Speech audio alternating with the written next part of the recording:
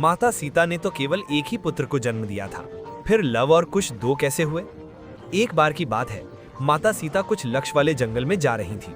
जाते समय उन्होंने महर्षि वाल्मीकि से लव का ध्यान कहा। उस समय महर्षि वाल्मीकि किसी कार्य में शामिल थे, इसलिए उन्होंने केवल सिर हिलाकर लव को कहीं बनाए रखने की जगह दे दी।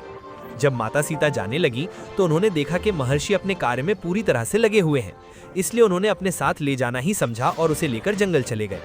महर्षि वाल्मीकि ने यह नहीं देखा कि लव उनके पास नहीं है।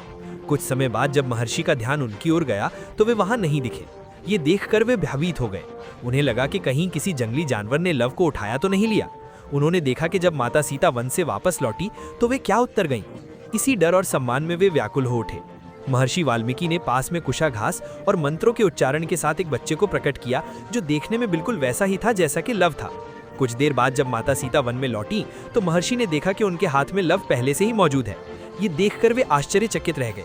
लेकिन माता सीता को दूसरे बालक को देखकर अत्यंत प्रसन्नता हुई। क्योंकि वो बालक कुशा से था, इसलिए उत्पन्न हुआ उनका नाम कुश रखा गया।